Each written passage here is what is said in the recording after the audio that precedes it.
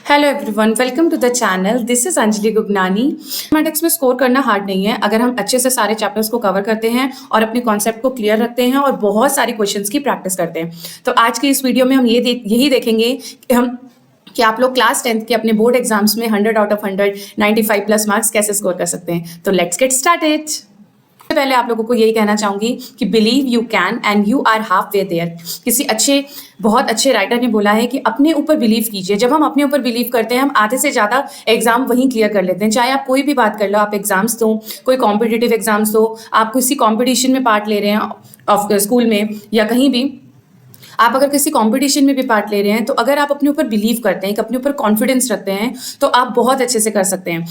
Mathematics बिल्कुल भी hard नहीं होती है। अगर अच्छे से अपने ऊपर बिलीव कीजिए, कॉन्सेप्ट को क्लियर कीजिए, तो सारे कॉन्सेप्ट और सब कुछ करने से पहले आप लोग क्या करेंगे, अपनी टेबल के आगे एक टारगेट बनाइए। अपने लेवल को देखिए कि आप कितना स्कोर कर सकते हैं। आपको 80 प्लस लेना है, आप 80 प्लस कीजिए। मैं आपको 100 आउट ऑफ 100 नहीं बोल रही हूँ। अगर आप अपने आप को जहाँ भी रखते हैं, आप अपने आप को चाहते हैं कि नहीं मुझे तो 80 तक स्कोर करना है, मुझे तो 90 तक स्कोर करना है, अपने टेबल पे, अपनी जो स्टडी टेबल है उस पर एक टारगेट लिखिए, एक पेपर लगा दीजिए कि मेरे तो 100 आउट ऑफ 100 मुझे लाने हैं, मुझे 90 आउट ऑफ 100 लेके आने हैं मैथ्स में। जिसको आप डेली अगर देखेंगे तो डेली आप मैथ्स पढ़ेंगे, डेली प्रैक्टिस करेंगे और बहुत इजीली स्कोर कर पाएंगे। Okay, so be confident and trust on yourself. जब आप अपने ऊपर ट्रस्ट करते हैं ना, तो पेरेंट्स को भी आपके ऊपर ट्रस्ट होता है और आप डेफिनेटली अच्छा स्कोर करते हैं। सो बच्चों, trust on yourself. Okay, confidence buildup करने के बाद सबसे पहले हमने पूरे सिलेबस को लेना है, मैथ्स के सिलेबस को उठाना है और उसमें ये लिस्ट क्रिएट कर देनी है कि स्कोरिंग चैप्टर्स कौन से हैं और प्रैक्टिकल चैप्टर्स कौन से हैं। स्कोरिंग एंड प्रैक्टिकल का मीन्स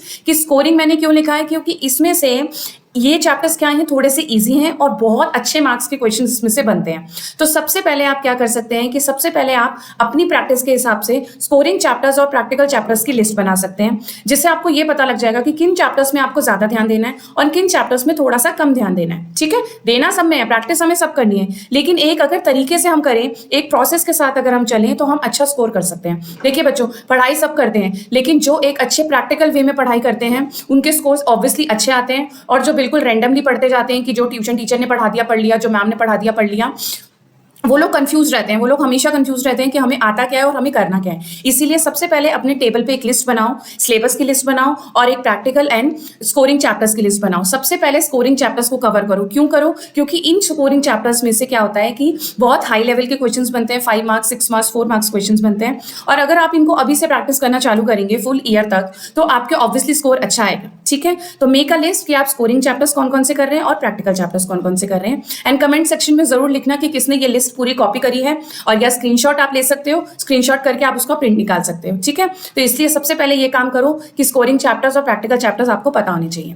ठीक है, स्कोरिंग चैप्टर्स की लिस्ट बनाने के बाद हम क्या करेंगे, स्कोरिंग चैप्टर के एक एक चैप्टर को उठाएंगे। ठीक है, आपने क्या करना है, स्कोरिंग चैप्टर का सपोज आपने एक पॉलिनोमियल चैप्टर ले लिया। ठीक है, पॉलिनोमियल चैप्टर बहुत ईजी चैप्टर है और उसमें से बहुत अच्छे मार्क्स के क्वेश्चंस बनते हैं। ठीक है, उसको क्या करना है, हर एक बच्चे का समझने का एक तरीका होता है। कुछ बच्चों को वीडियोस देख के समझ आता है, कुछ बच्चों को बुक्स देख के समझ आता है। तो आप अपनी चॉइस को देखिए, आपको किस हिसाब से समझ आता है। आपको ट्यूशन टीचर का समझ आ रहा है, मैम का समझ आ रहा है, या सिर्फ यूट्यूब पे वीडियोस देख के समझ आ रहा है चैप्टर, या वन शॉट वीडियो देख के समझ आ रहा है, या आपको लगता है कि नहीं भाई मुझे तो प्रॉपर एनसीईआरटी को पढ़ना है, प्रॉपर एनसीईआरटी के एग्जाम्पल्स देखने हैं, तभी मुझे उस चैप्टर को समझना है, तभी मुझे वो चीज़ समझ आएगी, और जब तक मैं उस चीज़ को समझूंगा नहीं, मुझसे क्वेश्चन सॉल्व नहीं होंगे। तो आप अपनी चॉइस से देखिए, आप या तो कोई भी चैप्टर को उठाइए, उसका या तो वन शॉट वीडियो देखिए, उससे नोट्स बना सकते हैं, या आप एनसीईआरटी को पढ़िए, उसमें से जैसे भी एग्जांपल्स दे रखे हैं उसको सॉल्व करिए और अपने नोट्स बनाइए। ठीक है, सबसे पहला काम है कि हमें वीडियोस को वॉच करना है या फिर एनसीईआरटी रीड करनी है, that up to your choice. आपके भी चॉइस है ये। ठीक है, थर्ड स्टेप हमें ये लेना है कि हमें डेली टारगेट्स बनाने हैं। डेली आप ट्यूशन जाते हैं, डेली आप स्कूल जाते हैं, तो हमें डेली अपनी खुद की सेल्फ स्टडी के लिए 2 घंटे का टारगेट लेना है। उस 2 घंटे के टारगेट में आप 1 आवर्स को डिवाइड कर सकते हैं। 1 आवर आप किसी और सब्जेक्ट को दे सकते हैं और 1 आवर आप मैथ्स को दे सकते हैं, क्योंकि अगर आपको मैथ्स सब्जेक्ट हार्ड लग रहा है तो डेली आपको उस सब्जेक्ट को पढ़ना होगा। हम किसी चीज़ को, अगर हमें कोई चीज़ हार्ड लगती है तो हम उसको अगर डेली प्रैक्टिस करते हैं तो वो चीज़ हमें ईजी लगने लग जाती है। जैसे आप बोलते हो ना, अरे मैम वो तो क्वेश्चन पेपर बहुत ईजी आया था, वो इसीलिए ईजी लगता है क्योंकि हमने उसकी प्रैक्टिस करी हुई होती है। ठीक है, तो मेक अ डेली टारगेट। जब हम डेली टारगेट्स बनाते हैं तो हम उसमें डेली प्रैक्टिस करते हैं। आपने स्कोरिंग चैप्टर्स की लिस्ट बना ली, सेकंड नंबर आपने वन शॉट वीडियो देख ली या आपने थियोरेटिकल एनसीईआरटी से उसको पढ़ लिया। अब अभी क्या करना है, डेली हर चैप्टर को नहीं उठाना है, हमने डेली एक एक चैप्टर को लेना है और उस चैप्टर के बहुत सारी यूनिट्स होती हैं, किसी में बहुत सारी एक्सरसाइज होती हैं, तो सारे क्वेश्चंस करने का हमारे पास टाइम नहीं होता, डेली आप लोग नहीं कर सकते हो सारे क्वेश्चंस की प्रैक्टिस। तो एटलीस्ट फाइंड कि भाई डेली आप जब कोचिंग से आ रहे हो, आपने अगर सेल्फ स्टडी करनी है तो कम से कम 10 क्वेश्चन की प्रैक्टिस जरूर करें। कोई भी अगर आपने चैप्टर उठा रहा है, रियल नंबर्स उठाने हैं, ट्रिग्नोमेट्री उठानी है, ट्राइंगल्स लेना है, जो आपने चैप्टर पढ़ा होगा, उसकी वीडियो देखी होगी या उसके नोट्स बनाए होंगे, उसके कम से कम 10 से 15 क्वेश्चंस एनसीईआरटी से लेने हैं। एनसीईआरटी से क्यों लेना है? क्योंकि एनसीईआरटी में आपके बेसिक क्वेश्चंस की प्रैक्टिस होती है। जब आप एनसीईआरटी के कॉन्सेप्ट क्लियर कर लेते हैं ना, उसके बाद आपको रेफरेंसेस बुक और प्रीवियस ईयर्स बुक्स और व्हाटएवर आपको जो क्वेश्चंस करने हैं वो आप प्रैक्टिस कर सकते हैं। पहले आप स्टैंडर्डाइज क्वेश्चंस की प्रैक्टिस कीजिए, एग्जाम्पल्स देखिए, एग्जाम्पल्स को सॉल्व कीजिए, फिर आपको लगेगा कि यस अब मुझे इस चैप्टर के कॉन्सेप्ट भी क्लियर हो गए, इस चैप्टर के मैंने क्वेश्चंस की भी प्रैक्टिस कर ली। उसके बाद आप उस चैप्टर के एनसीईआरटी करने के बाद प्रीवियस ईयर्स क्वेश्चंस देखेंगे। ठीक है, प्रीवियस ईयर्स क्वेश्चंस की बुक चैप्टर वाइज भी होती है और लास्ट 10 ईयर्स के प्रीवियस ईयर्स पेपर्स आप लेंगे तो आपको क्वेश्चन पता लग जाएगा कि ये ट्रिग्नोमेट्री का क्वेश्चन है या ये सर्कल्स का क्वेश्चन है या ये स्टैटिक्स का क्वेश्चन है, आपको दिख जाएगा। ठीक है, उन क्वेश्चंस को निकालिए और प्रैक्टिस कीजिए। ठीक है, रोज के रोज आपको प्रैक्टिस करना है। ठीक है, आप कमेंट सेक्शन में मुझे जरूर लिख के बताना कि कौन डेली प्रैक्टिस और एटलीस्ट 10 to 15 क्वेश्चन आप सॉल्व कर रहे हैं। ठीक है, अब बात करते हैं कि नोट्स कैसे बनाने हैं। कुछ बच्चे क्या करते हैं, मैथ्स में से प्रैक्टिस करते रहते हैं, नोट्स को नहीं बनाते। नोट्स मैथ्स में भी आप बना सकते हो। मैथ्स में क्यों बनाना जरूरी है?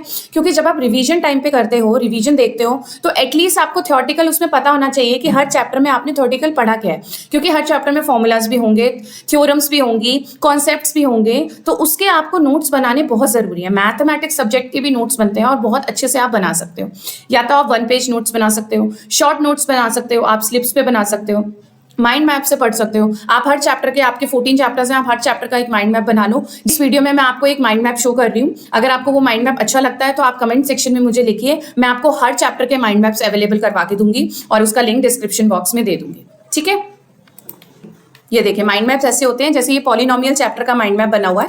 पॉलिनोमियल चैप्टर का माइंड मैप बना हुआ है जिसमें ग्राफिकल मेथड है, degree of polynomial and zeros of the polynomial है। ठीक है, इसमें अब डिवीजन एल्गोरिथम आपका इस बार से सिलेबस से हट गया है। Okay, and relation between zeros and coefficient 1 2 3 4 ये वाले आपके टॉपिक्स इसमें कवर होंगे। तो आपको ये देख के पता लग गया कि भाई पॉलिनोमियल चैप्टर में क्या क्या है। जीरोस ऑफ द पॉलिनोमियल पढ़ते हैं हम, डिग्रीज ऑफ द पॉलिनोमियल पढ़ते हैं और ग्राफिकल मेथड देखते हैं। ठीक है, ग्राफिकल मेथड में क्या होता है भाई, ऐसे देखते हैं, एक्स एक्सिस पे होता है तो उसको हम जीरोस बोलते हैं। तो ये बहुत ईजिली प्रोसेस हो जाता है जब आप उसको रिवाइज करते हैं, क्योंकि हर चैप्टर को रिवीजन करना भी बहुत जरूरी है टाइम टू टाइमली, क्योंकि हम इस तरीके से माइंड मैप्स को आप बना सकते हैं। हर चैप्टर का आपको मैं अवेलेबल करवा दूंगी, आप लेकिन आपको पहले कमेंट सेक्शन में लिखना पड़ेगा कि यस मैम हमें माइंड मैप्स चाहिए, हर चैप्टर के चाहिए मैथ्स के, तो मैं आपको जरूर अवेलेबल करवाऊंगी। ठीक है, चलिए अब लास्ट बट नॉट लीस्ट क्या करना है हमें लास्ट में। हमने एनसीईआरटी भी देख लिया, वन शॉट वीडियो भी देख लिया, नोट्स भी बना लिए, प्रैक्टिस भी कर ली मैम। अब लास्ट क्या करना है? अब लास्ट क्या करना है, आपको डेली के डेली रिवीजन करनी है, आपको डेली के डेली पढ़ाई करनी है और अच्छे से खाना है, बहुत हेल्दी खाना है। क्यों खाना है हेल्दी? क्योंकि अगर हम फिट रहेंगे तो हमारा माइंड हेल्दी रहेगा, माइंड हेल्दी रहेगा तो हम ऑब्वियसली अच्छा स्कोर करेंगे। And be positive students. ठीक है, so be positive, be healthy and thanks for watching student. मुझे कमेंट सेक्शन में लिखना कि किसको माइंड मैप्स चाहिए हर चैप्टर के। ठीक है, एंड नेक्स्ट मैं किस सब्जेक्ट का आपको स्ट्रैटेजी बताऊं ताकि आप उसमें भी अच्छा सा स्कोर कर पाएं, और अगर उसमें भी आपको माइंड मैप्स रिक्वायर्ड है तो आप मुझे कमेंट सेक्शन में लिख के बताने।